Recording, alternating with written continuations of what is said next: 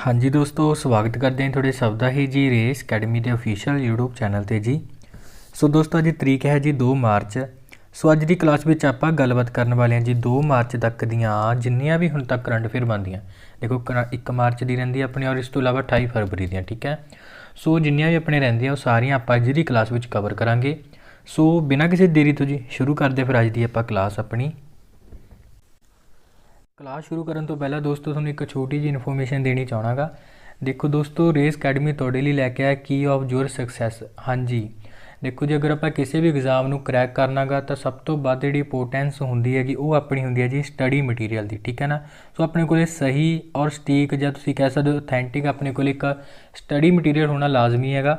और इस चीज़ को मद्देनज़र रखते हुए जी रेस अकैडमी वालों बहुत सारिया हम बुक्स जी अपन लॉन्च की गई ने और जिन्हों तुम अपनी वधिया तरीके नाल प्रैपरेशन कर सकते हो क्योंकि जी बुक्स ने बिल्कुल लेटेस्ट पैटर्न के अकॉर्डिंग तैयार की गई ने और बिल्कुल सही और सटीक ऑथेंटिक मटीरियल ये की है ऐड किया गया है।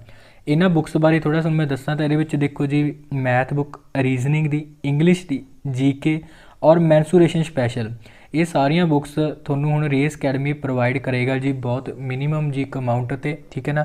और देखो अपनी तैयारी को बेहतर करने वास्ते तो डेफिनेटली तुसीं इन्हां बुक्स नूं जरूर परचेज करो।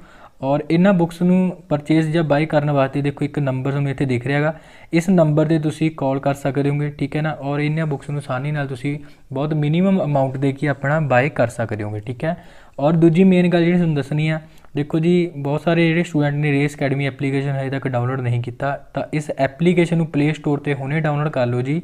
और क्योंकि अगर आप ये एप्लीकेशन के फायदे देखिए तो थोड़ा इस एप्लीकेशन के बेस्ट स्टडी मटीरियल देखने को मिलेगा। बहुत सारिया वीडियो क्लासिस थोड़ा इत्थे मिल जाएगियाँ जिन्होंने तुसीं अपना एनरोल कर सकते होगे और आने वाले अपने पंजाब के हर एक एग्जाम को आसानी नाल क्रैक कर सकते हो इत्थों तैयारी करके, ठीक है। और तीजा जिहड़ा मेन फायदा तुहानूं रहने वाला जी वो है जी बेस्ट टैसट सीरीज़ तुहानूं देखने को मिल जाएगी इस एप्लीकेशन के। तो हुणे डाउनलोड कर लो जी रेस अकैडमी एप्लीकेशन और इन्हां जिहड़ियां बुक्स नूं भी जरूर बाय करो, ठीक है। और नंबर तुहानूं इत्थे दिख रहा है तो इस नंबर तुसीं कॉल या फिर WhatsApp मैसेज कर सकते हो, ठीक है ना। हाँ जी अपना फर्स्ट क्वेश्चन है जी who chaired the first meeting of BRICS financial corporation. देखो जी कहते किसने ब्रिक्स वित्ती कॉरपोरेशन की पहली बैठक की प्रधानगी की सी। देखो जी एक इंपोर्टेंट प्रश्न अपने लिए क्यों इंपोर्टेंट है क्योंकि अगर आप गल करिए देखो ब्रिक्स बारे, ब्रिक्स की जी हुण फर्स्ट मीटिंग हुई है इस साल की, ये हुण मेज़बानी की है अपने इंडिया के द्वारा है, ठीक है ना। सो तां करके इंडिया का नाम इंपोर्टेंट रहने वाला है।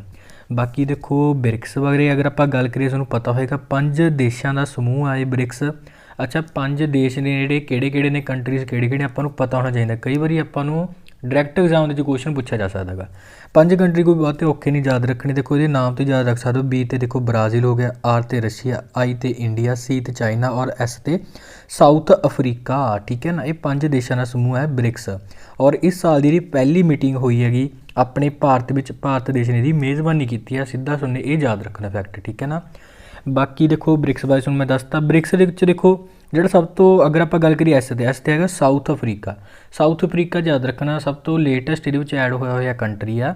अच्छा कदों ऐड होया सी भला, ये ऐड होया सी जी सन 2010 दे विच, तो ये भी नाल नाल तुसीं याद रख सकते हो।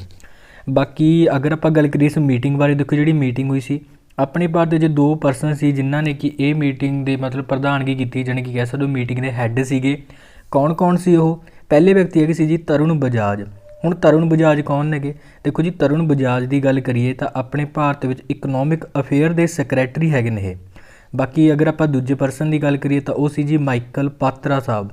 माइकल पात्रा नाम सुने अक्सर सुनिया होना जी, RBI बैंक के, ठीक है ना, जानी कि रिजर्व बैंक ऑफ इंडिया के डिप्टी गवर्नर ये है ने माइकल पात्रा।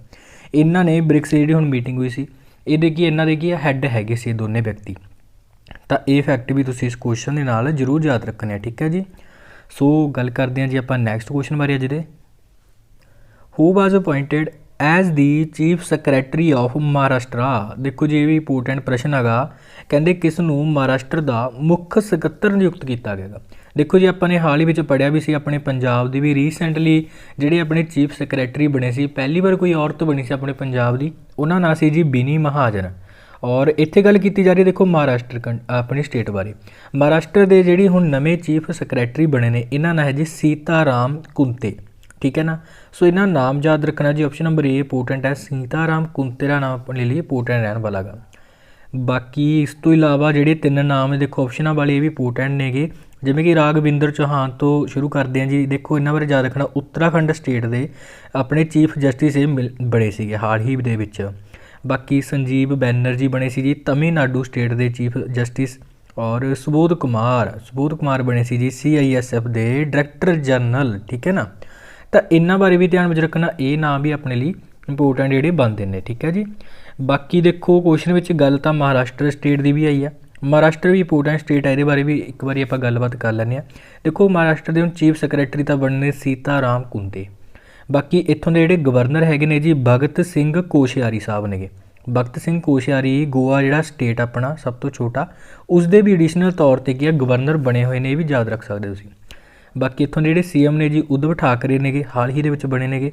ਔਰ ਇੱਥੋਂ ਦੇ ਜਿਹੜੇ ਚੀਫ ਜਸਟਿਸ ਉਹ ਵੀ ਹਾਲ ਹੀ ਦੇ ਵਿੱਚ ਬਣੇ ਸੀ, ਦੀਪਾਂਕਰ ਦੱਤ ਇਹਨਾਂ ਦਾ ਨਾਮ ਹੈ। ਤਾਂ ਇਹਨਾਂ ਬਾਰੇ ਵੀ ਧਿਆਨ ਵਿੱਚ ਰੱਖਣਾ ਤੁਹਾਨੂੰ, ਠੀਕ ਹੈ ਨਾ। ਅਤੇ ਇਹ ਨਾਂ ਵੀ ਇੰਪੋਰਟੈਂਟ ਨੇ ਆਪਣੇ ਲਈ। ਬਾਕੀ ਦੇਖੋ ਮਹਾਰਾਸ਼ਟਰ ਸਟੇਟ ਦੀਆਂ ਕੁਝ ਕਰੰਟ ਅਫੇਅਰ ਨਿਊਜ਼ ਬਾਰੇ ਅਗਰ ਆਪਾਂ ਗੱਲਬਾਤ ਕਰੀਏ ਤਾਂ ਆਪਾਂ ਨੇ ਲਾਸਟ ਕਲਾਸ ਵਿੱਚ ਇੱਕ ਯੋਜਨਾ ਪੜ੍ਹੀ ਸੀ ਮਹਾਰਾਸ਼ਟਰ ਨੇ ਜਿਹੜੀ ਸ਼ੁਰੂ ਕੀਤੀ ਆ ਹੁਣ ਮਹਿਲਾਵਾਂ ਵਾਸਤੇ, ਥੋੜ੍ਹੇ ਯਾਦ ਹੋਏਗਾ, ਮਹਾ ਸਮਰਿੱਧੀ ਮਹਿਲਾ ਸਸ਼ਕਤੀਕਰਨ ਯੋਜਨਾ, ਠੀਕ ਹੈ, ਯਾਦ ਰੱਖਣਾ। ਬਾਕੀ ਇਸ ਤੋਂ ਇਲਾਵਾ ਇੱਕ ਕੁਐਸਚਨ ਆਪਾਂ ਨੇ ਹੋਰ ਵੀ ਪੜ੍ਹਿਆ ਸੀਗਾ ਲਾਸਟ ਕਲਾਸ ਵਿੱਚ, ਥੋੜ੍ਹੇ ਯਾਦ ਹੋਏਗਾ।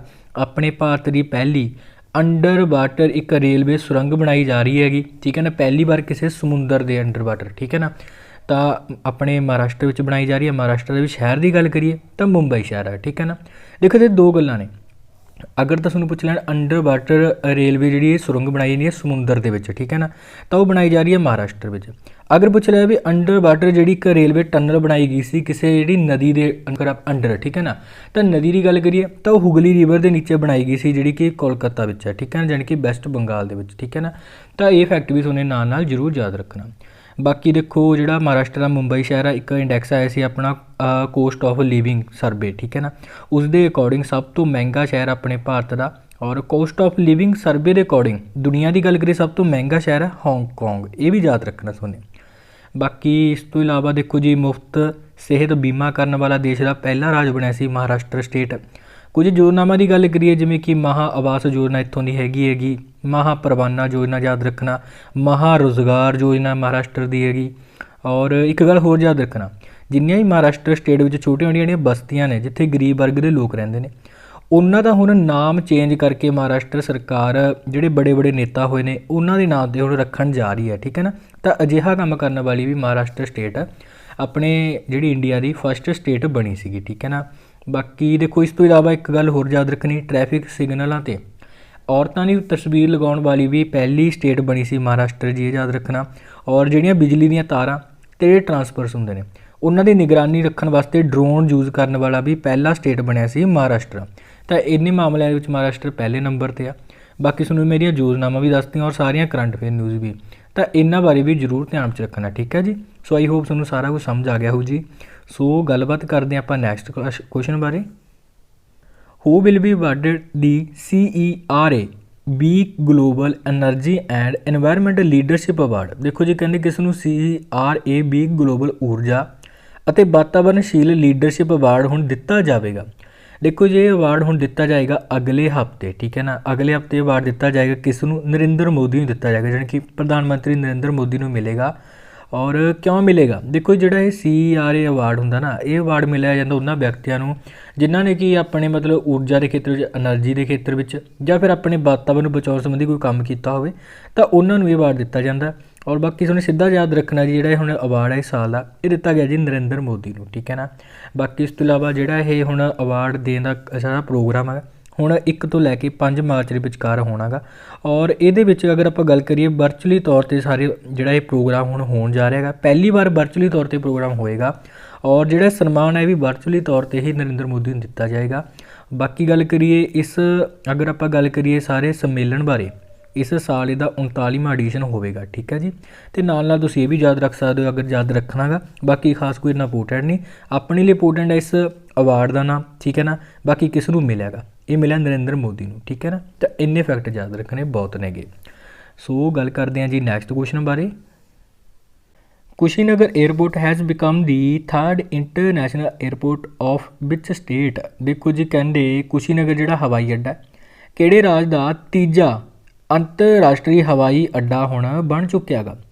देखो जी अगर आप गल करिए तो लगभग तुहानूं पता लग ही गया होना जिहड़ा कुशीनगर जिला गा उत्तर प्रदेश का एक जिला जी कुशीनगर, और इत्थों का जिहड़ा एयरपोर्ट है हुण इस नूं सरकार दे वल्लों इंटरनेशनल एयरपोर्ट का दर्जा दे दिता गया गा। ठीक है, सो इन्हें याद रखना।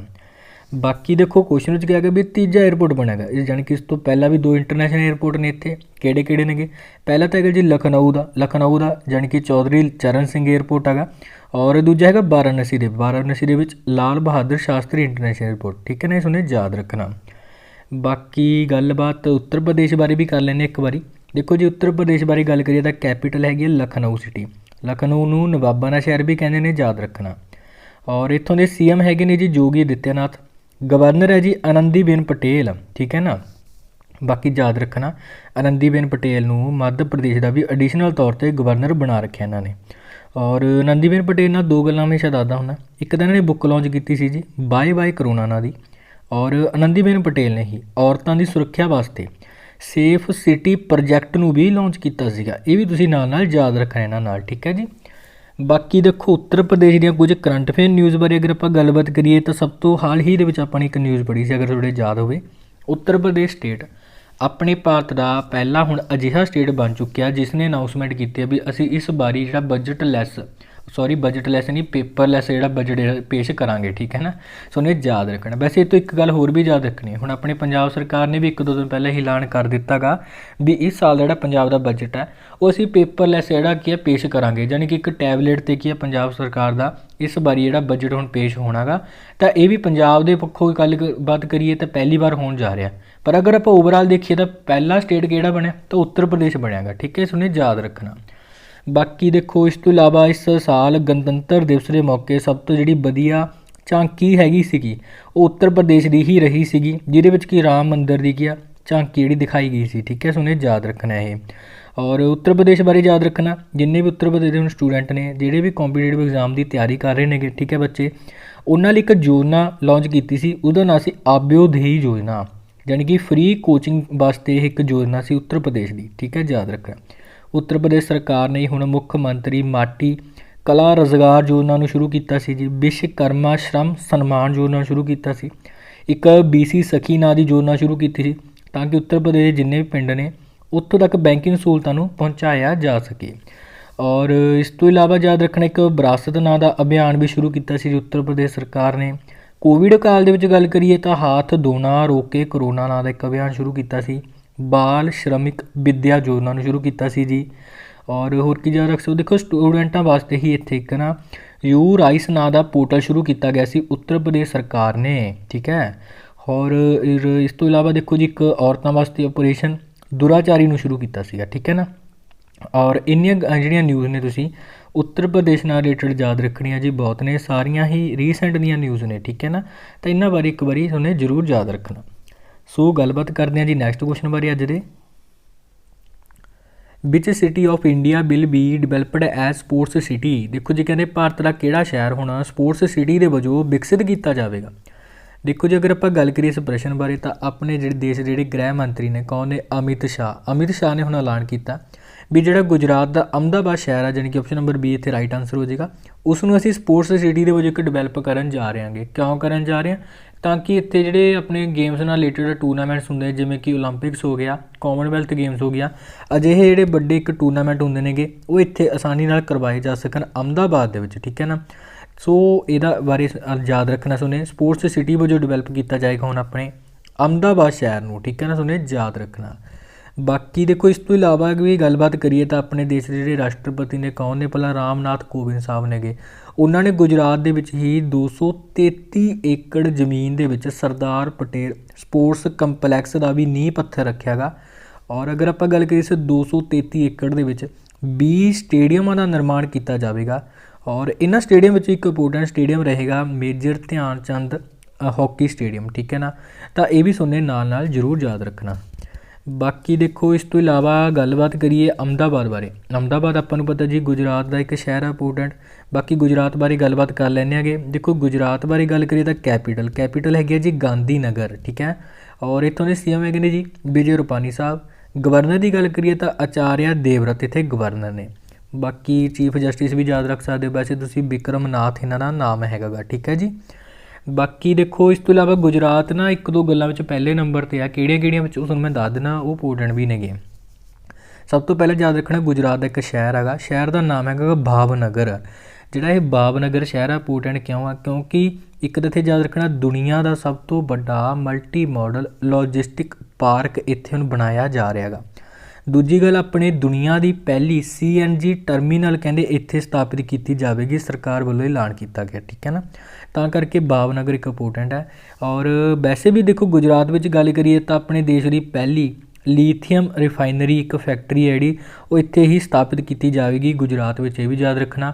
ਔਰ ਇੱਕ ਦੁਨੀਆ ਦਾ ਸਭ ਤੋਂ ਵੱਡਾ ਰਿਨਿਊਏਬਲ ਐਨਰਜੀ ਪਾਰਕ ਵੀ ਗੁਜਰਾਤ ਦੇ ਇੱਕ ਕੱਛ ਨਾਂ ਦਾ ਜ਼ਿਲ੍ਹਾ ਹੈਗਾ, ਤੁਹਾਨੂੰ ਪਤਾ ਹੋਏਗਾ ਵੈਸੇ। ਔਰ ਇੱਥੇ ਕੀ ਹੈ ਸਥਾਪਿਤ ਕੀਤਾ ਜਾਵੇਗਾ, ਠੀਕ ਹੈ ਨਾ। ਤਾਂ ਇਹਨਾਂ ਗੱਲਾਂ ਵਿੱਚ ਕੁਝ ਇੰਪੋਰਟੈਂਟ ਫੈਕਟ ਨੇ ਜਿਹੜੇ ਗੁਜਰਾਤ ਨਾਲ ਜੁੜੇ ਹੋਏ, ਇਹ ਤੁਹਾਨੂੰ ਯਾਦ ਰੱਖਣੇ। ਬਾਕੀ ਦੇਖੋ ਇਸ ਤੋਂ ਇਲਾਵਾ ਹਾਲ ਹੀ ਵਿੱਚ ਆਪਾਂ ਨੇ ਪੜ੍ਹਿਆ ਸੀ ਗੁਜਰਾਤ ਦਾ ਜਿਹੜਾ ਮੋਟੇਰਾ ਕ੍ਰਿਕਟ ਸਟੇਡੀਅਮ ਹੈ, ਆਪਣੇ ਭਾਰਤ ਦਾ ਸਭ ਤੋਂ ਵੱਡਾ ਕ੍ਰਿਕਟ ਸਟੇਡੀਅਮ ਹੈ, ਉਸ ਦਾ ਹੁਣ ਨਾਮ ਚੇਂਜ ਕਰਕੇ PM ਨਰਿੰਦਰ ਮੋਦੀ ਦੇ ਨਾਮ 'ਤੇ ਰੱਖ ਦਿੱਤਾ ਗਿਆ, ਇਹ ਵੀ ਯਾਦ ਰੱਖਣਾ, ਠੀਕ ਹੈ ਨਾ। ਤਾਂ ਇੰਨੇ ਫੈਕਟ ਗੁਜਰਾਤ ਨਾਲ ਰਿਲੇਟਡ ਯਾਦ ਰੱਖਿਓ ਜੀ, ਇੰਪੋਰਟੈਂਟ ਨੇਗੇ। ਸੋ ਗੱਲਬਾਤ ਕਰਦੇ ਹਾਂ ਨੈਕਸਟ ਕੁਐਸਚਨ ਬਾਰੇ ਜੀ। ਹੁਣ ਆਪਾਂ ਵਿਚ ਸਟੇਟ ਆਫ ਡਿਊਟੀ ਸਟਾਰਟਡ ਦੀ house to house ration scheme. ਦੇਖੋ ਜੀ ਕਹਿੰਦੇ ਕਿਹੜੇ ਰਾਜ ਜਾਂ ਫਿਰ ਕੇਂਦਰ ਸ਼ਾਸਿਤ ਪ੍ਰਦੇਸ਼ ਨੇ ਘਰ ਘਰ ਰਾਸ਼ਨ ਸਕੀਮ ਦੀ ਸ਼ੁਰੂਆਤ ਕਰ ਦਿੱਤੀ ਆ ਹੁਣ। ਦੇਖੋ ਜੀ ਇਹਦੀ ਸ਼ੁਰੂਆਤ ਕੀਤੀ ਆ ਹੁਣ ਦਿੱਲੀ ਯੂਟੀ ਦੇ ਦੁਆਰਾ। ਦੇਖੋ ਅਸਲ ਵਿੱਚ ਅਗਰ ਆਪਾਂ ਗੱਲਬਾਤ ਕਰੀਏ ਤਾਂ ਇਹ ਹੈਗੀ ਕਿ ਘਰ ਘਰ ਰਾਸ਼ਨ ਸਕੀਮ। ਲਗਭਗ ਨਾਮ ਤੋਂ ਹੀ ਤੁਸੀਂ ਸਮਝ ਗਏ ਹੋਵੋਗੇ ਵੀ ਘਰ ਘਰ ਜਾ ਕੇ ਰਾਸ਼ਨ ਹੈ ਜਿਹੜਾ ਉਹ ਲੋਕਾਂ ਨੂੰ ਪ੍ਰੋਵਾਈਡ ਕਰਨਾ ਇਸ ਸਕੀਮ ਦੇ ਅੰਡਰ ਹੀ ਹੋਵੇਗਾ, ਠੀਕ ਹੈ ਨਾ। ਔਰ ਬੇਸਿਕਲੀ ਅਗਰ ਆਪਾਂ ਗੱਲ ਕਰੀਏ ਤਾਂ ਇਹਦੀ ਹੁਣ ਸ਼ੁਰੂਆਤ ਕੀਤੀ ਆ ਦਿੱਲੀ ਗੌਰਮੈਂਟ ਨੇ, ਠੀਕ ਹੈ ਨਾ। ਸੋ ਉਹਨੇ ਸਿੱਧਾ ਇਹਦੇ ਬਾਰੇ ਯਾਦ ਰੱਖਣਾ।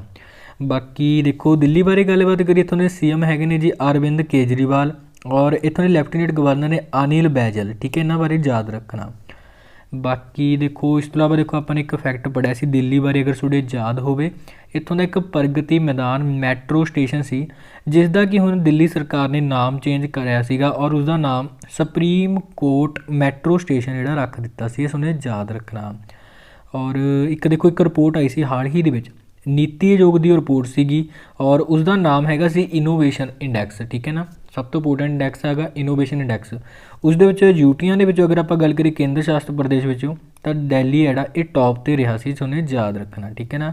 ਬਾਕੀ ਇੱਕ ਯੋਜਨਾ ਇਹਨਾਂ ਨੇ ਹਾਲ ਹੀ ਵਿੱਚ ਲਾਂਚ ਕੀਤੀ ਸੀ, ਮੁੱਖ ਮੰਤਰੀ ਵਿਗਿਆਨ ਪ੍ਰਤਿਭਾ ਪ੍ਰੀਖਿਆ ਯੋਜਨਾ, ਦਿੱਲੀ ਗੌਰਮੈਂਟ ਦੀ ਹੈ, ਯਾਦ ਰੱਖਣਾ ਤੁਹਾਨੂੰ, ਠੀਕ ਹੈ ਜੀ। ਸੋ ਇਹਨੇ ਫੈਕਟ ਇਹਦੇ ਨਾਲ ਰਿਲੇਟਡ ਯਾਦ ਰੱਖਣੇ, ਪ੍ਰਸ਼ਨ ਨਾਲ ਰਿਲੇਟਡ ਸਾਰੇ ਇੰਪੋਰਟੈਂਟ ਨੇਗੇ। ਸੋ ਨੈਕਸਟ ਕੁਐਸਚਨ ਬਾਰੇ ਗੱਲਬਾਤ ਕਰਦੇ ਹਾਂ ਜੀ।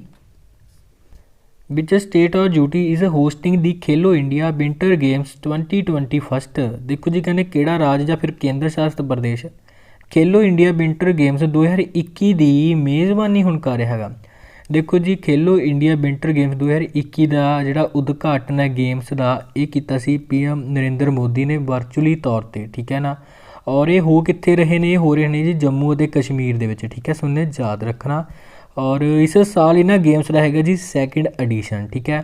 ਜੰਮੂ ਕਸ਼ਮੀਰ ਦੇ ਵਿੱਚ ਵੀ ਗੱਲ ਕਰੀਏ ਤਾਂ ਇਹ ਜੰਮੂ ਕਸ਼ਮੀਰ ਦੀ sports council plus Jammu Kashmir ਦੀ ਵਿੰਟਰ ਗੇਮਸ ਐਸੋਸੀਏਸ਼ਨ ਦੋਨੇ ਮਿਲ ਕੇ ਕੀ ਕਰਵਾ ਰਹੀਆਂ ਨੇ ਇਸ ਗੇਮਸ ਨੂੰ। ਔਰ ਜਿਹੜੀਆਂ ਇਹ ਗੇਮਸ ਹੋ ਰਹੀਆਂ ਨੇ ਸੈਂਟਰਲ ਯੂਥ ਅਫੇਅਰਸ ਅਤੇ ਸਪੋਰਟਸ ਮਿਨਿਸਟਰੀ ਦੇ ਤਹਿਤ ਕੀ ਇਹਨਾਂ ਗੇਮਸ ਨੂੰ ਕਰਵਾਇਆ ਜਾ ਰਿਹਾ ਜੰਮੂ ਕਸ਼ਮੀਰ ਦੇ ਵਿੱਚ, ਠੀਕ ਹੈ ਜੀ।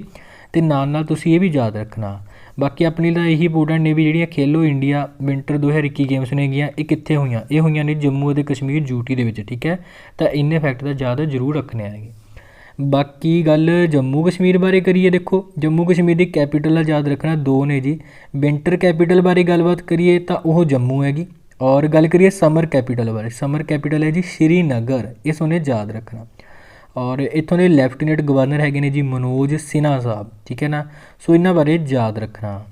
ਬਾਕੀ ਇਸ ਤੋਂ ਇਲਾਵਾ ਦੇਖੋ ਜੰਮੂ ਕਸ਼ਮੀਰ ਬਾਰੇ ਗੱਲਬਾਤ ਕਰੀਏ ਤਾਂ ਕੁਝ ਨਾਮ ਨੇਗੇ ਉਹ ਤੁਹਾਡੇ ਲਈ ਇੰਪੋਰਟੈਂਟ ਰਹਿਣਗੇ। ਕਿਹੜੇ ਕਿਹੜੇ ਨਾਮ ਨੇ, ਦੇਖੋ ਇੱਕ ਤਾਂ ਆਪਾਂ ਨੇ ਹਾਲ ਹੀ ਦੇ ਵਿੱਚ ਪੜ੍ਹਿਆ ਸੀ ਜੰਮੂ ਕਸ਼ਮੀਰ ਦਾ ਜਿਹੜਾ ਏਮਸ ਹਸਪੀਟਲ ਬਣ ਰਿਹਾ ਹੈਗਾ, ਹਾਲਾਂਕਿ 2023 ਤੱਕ ਤਿਆਰ ਹੋਏਗਾ। और ਇਹਦੇ ਜਿਹੜੇ ਡਾਇਰੈਕਟਰ ਜਨਰਲ ਹੋਣਗੇ ਉਹਨਾਂ ਦਾ ਨਾਮ ਯਾਨੀ ਕਿ ਡਾਇਰੈਕਟਰ ਹੋਣਗੇ ਉਹਨਾਂ ਦਾ ਨਾਮ ਅਨਾਉਂਸ ਕੀਤਾ ਸੀਗਾ ਔਰ ਉਹਨਾਂ ਦਾ ਨਾਮ ਹੈ ਡਾਕਟਰ ਸ਼ਕਤੀ ਗੁਪਤਾ। ਠੀਕ ਹੈ, ਡਾਕਟਰ ਸ਼ਕਤੀ ਗੁਪਤਾ ਦਾ ਨਾਮ ਤੁਹਾਨੂੰ ਯਾਦ ਰੱਖਣਾ। ਬਾਕੀ ਇਸੇ ਤਰੀਕੇ ਨਾਲ ਦੇਖੋ ਜੀ ਇੱਕ ਨਾਮ ਹੋਰ ਯਾਦ ਰੱਖਣਾ ਆਇਸ਼ਾ ਅਜ਼ੀਜ਼ ਦਾ। ਆਇਸ਼ਾ ਅਜ਼ੀਜ਼ ਕੌਣ ਆ? ਹੁਣ ਆਪਣੇ ਜੰਮੂ ਕਸ਼ਮੀਰ ਦੇ ਵਿੱਚ ਇਹ ਲੜਕੀ ਹੈਗੀ ਆ ਔਰ ਸਭ ਤੋਂ ਛੋਟੀ ਉਮਰ ਦੀ ਇੱਕ ਔਰਤ ਜਿਹੜੀ ਪਾਇਲਟ ਬਣਨ ਵਾਲੀ ਪਹਿਲੀ ਮਹਿਲਾ ਇਹ ਬਣੀ ਆ ਔਰ ਇਹਨਾਂ ਦੀ ਉਮਰ ਹੈ ਕੇਵਲ 25 ਸਾਲ। ਠੀਕ ਹੈ ਨਾ, ਇਹਨਾਂ ਬਾਰੇ ਯਾਦ ਰੱਖਣਾ। ਬਾਕੀ ਇਸ ਤੋਂ ਇਲਾਵਾ ਇੱਕ ਪਰਸਨ ਹੋਰ ਨੇ ਜੀ ਕੇ ਸ਼ਰਮਾ। ਕੇ ਸ਼ਰਮਾ ਕੌਣ ਹੈ? ਹੁਣ ਕੇ ਸ਼ਰਮਾ ਬਾਰੇ ਯਾਦ ਰੱਖਣਾ ਜੰਮੂ ਕਸ਼ਮੀਰ ਦੇ ਨਵੇਂ ਚੋਣ ਕਮਿਸ਼ਨਰ ਬਣੇ ਨੇਗੇ। ਔਰ ਇਸੇ ਤਰੀਕੇ ਨਾਲ ਇੱਕ ਨਾਮ ਹੋਰ ਯਾਦ ਰੱਖਣਾ ਜੀ ਪੂਜਾ ਦੇਵੀ ਦਾ। ਪੂਜਾ ਦੇਵੀ ਤਾਂ ਤੁਹਾਨੂੰ ਲਗਭਗ ਪਤਾ ਹੈ, ਲੱਗ ਹੀ ਗਿਆ ਹੋਣਾ ਜੀ, ਜੰਮੂ ਕਸ਼ਮੀਰ ਦੀ ਪਹਿਲੀ ਮਹਿਲਾ ਬੱਸ ਡਰਾਈਵਰ ਬਣੀ ਹੈ ਇਹ। ਠੀਕ ਹੈ ਨਾ, ਪੂਜਾ ਦੇਵੀ ਇਹਨਾਂ ਦਾ ਨਾਮ। ਤਾਂ ਇਹ 3-4 ਨਾਮ ਨੇਗੇ, ਜ਼ਰੂਰ ਯਾਦ ਰੱਖਿਓ ਜੀ। ਹਾਲ ਹੀ ਦੇ ਵਿੱਚ ਨਿਊਜ਼ ਦੇ ਵਿੱਚ ਰਹੇ ਨੇਗੇ ਜੰਮੂ ਕਸ਼ਮੀਰ ਨਾਲ ਰਿਲੇਟਡ। ਬਾਕੀ ਗੱਲ ਦੇਖੋ GI ਟੈਗ ਬਾਰੇ ਗੱਲਬਾਤ ਕਰੀਏ ਤਾਂ ਜੰਮੂ ਕਸ਼ਮੀਰ ਦੇ ਨਾ ਇੱਕ ਆਪਣੇ ਮਸ਼ਰੂਮ ਨੇ ਜਿਨ੍ਹਾਂ ਨੂੰ ਕਿ ਗੰਟੂ ਕਹਿੰਦੇ ਨੇ ਉੱਥੋਂ ਦੀ ਸਥਾਨਕ ਭਾਸ਼ਾ ਵਿੱਚ, ਜਾਂ ਫਿਰ ਤੁਸੀਂ ਇਹਨੂੰ ਗੁੱਛੀ ਮਸ਼ਰੂਮ ਵੀ ਕਹਿ ਸਕਦੇ ਹੋਗੇ। ਇਹਨਾਂ ਨੂੰ ਹਾਲ ਹੀ ਵਿੱਚ GI ਟੈਗ ਮਿਲਿਆ ਸੀਗਾ, ਯਾਦ ਰੱਖਣਾ।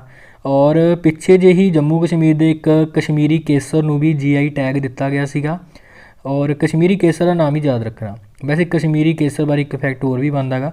ਇੱਥੋਂ ਦੀ ਸਰਕਾਰ ਨੇ ਕਸ਼ਮੀਰੀ ਕੇਸਰ ਦੇ ਵਪਾਰ ਨੂੰ ਵਧਾਉਣ ਵਾਸਤੇ ਇੱਕ ਪੋਰਟਲ ਲਾਂਚ ਕੀਤਾ ਸੀ ਹਾਲ ਹੀ ਦੇ ਵਿੱਚ, ਜਿਹਦਾ ਨਾਂ ਸੀ ਈ-ਨਿਲਾਮੀ ਪੋਰਟਲ।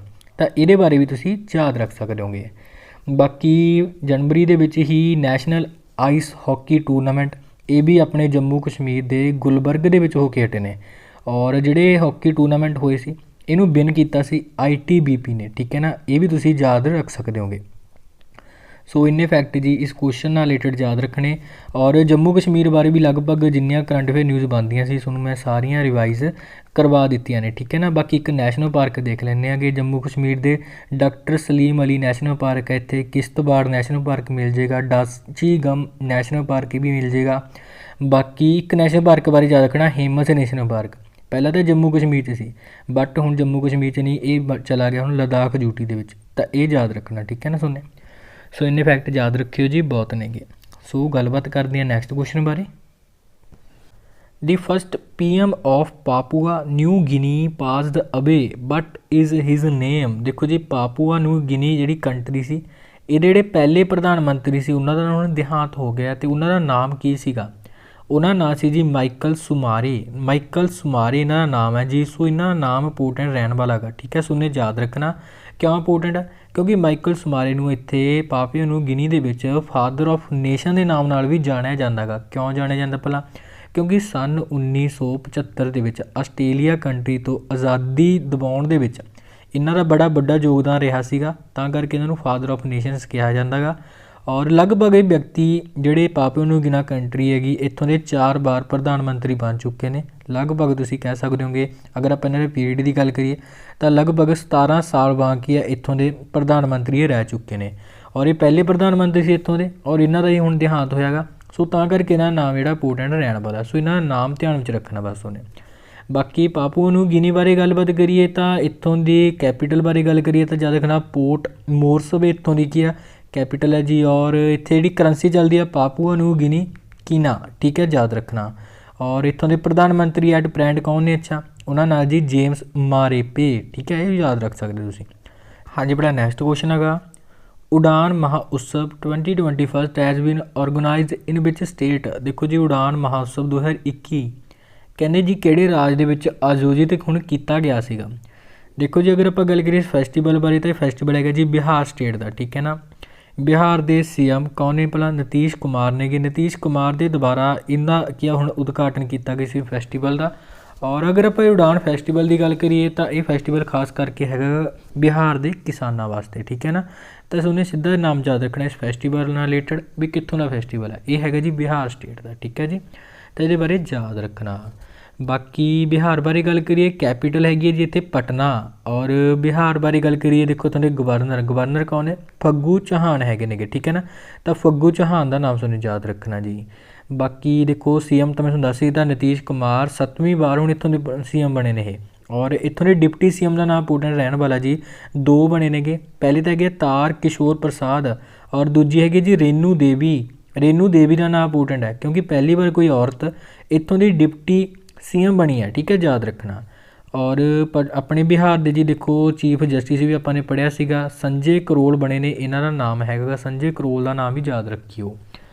ਬਾਕੀ ਬਿਹਾਰ ਬਾਰੇ ਗੱਲਬਾਤ ਕਰੀਏ ਤਾਂ ਬਿਹਾਰ ਬਾਰੇ ਦੇਖੋ ਆਪਾਂ ਨੇ ਪੜ੍ਹਿਆ ਸੀ ਆਪਣੇ ਦੇਸ਼ ਦੀ ਪਹਿਲੀ ਡੋਲਫਿਨ ਰਿਸਰਚ ਸੈਂਟਰ ਹੈ ਜਿਹੜਾ ਉਹ ਬਿਹਾਰ ਦੇ ਵਿੱਚ ਖੋਲ੍ਹਿਆ ਜਾਵੇਗਾ।